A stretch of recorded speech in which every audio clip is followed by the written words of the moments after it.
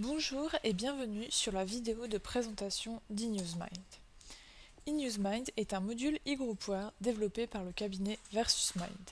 Avec ce module, vous pouvez créer et envoyer des courriers électroniques, réaliser des envois personnalisés, suivre et conserver vos mails. Voyons ensemble comment utiliser ce module avec l'exemple d'une newsletter. Je lance eNewsMind. Deux solutions s'offrent à moi pour réaliser ma newsletter, soit la création directement dans eNewsMind, soit le téléchargement d'un fichier HTML. Commençons par la création. Je sélectionne une catégorie de destinataire. Voici ici les contacts appartenant à une catégorie de mon carnet d'adresses.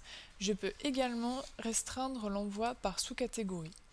Si nous regardons nos contacts de journalistes, nous pouvons envoyer la newsletter à l'ensemble des journalistes, mais également à une seule partie. Sachant cela, nous pouvons continuer notre newsletter. Je donne un titre à ma newsletter. Je peux également personnaliser mon envoi en indiquant par exemple le nom et le prénom de chaque destinataire.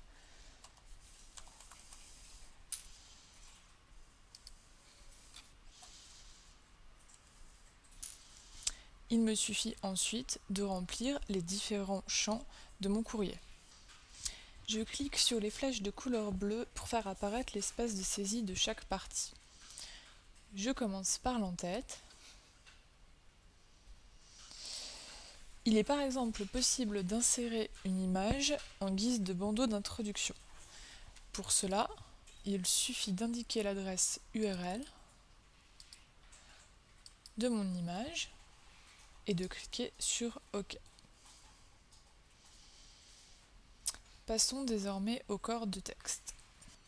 Je rédige mon texte directement dans eNewsMind ou je l'importe depuis un éditeur de texte. Je le remets en page en lui indiquant un style, un format d'entête, une couleur, et je procède de la même manière pour le pied de page.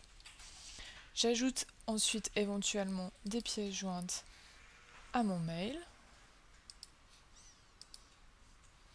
et je procède à la prévisualisation. Passons désormais à la deuxième méthode, celle du téléchargement de fichiers HTML. Comme pour la première méthode, je sélectionne une catégorie de destinataires, je donne un nom à ma newsletter, je charge mon fichier HTML, j'ajoute éventuellement des pièces jointes,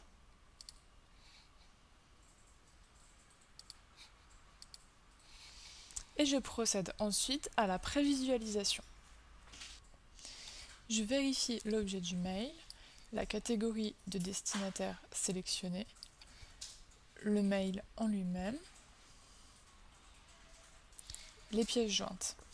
Je peux encore décider de supprimer la pièce jointe en décochant tout simplement la case correspondante. La prévisualisation semble correcte, je procède à l'envoi.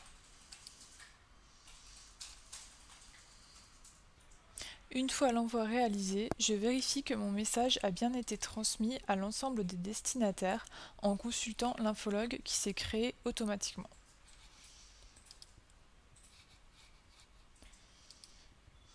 Je peux également conserver cet infologue sur un fichier de calcul.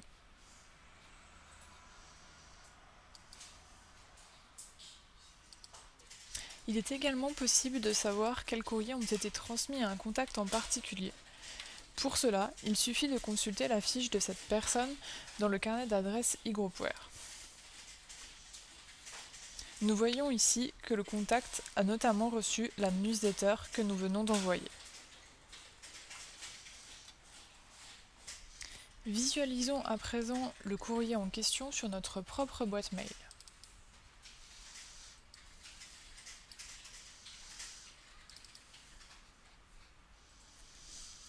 Nous constatons que les données personnalisées ont bien été prises en compte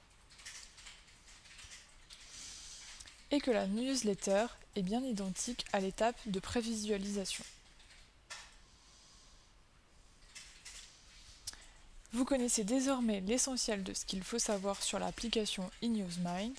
N'hésitez donc pas à l'utiliser pour envoyer vos newsletters, invitations et autres communiqués de presse.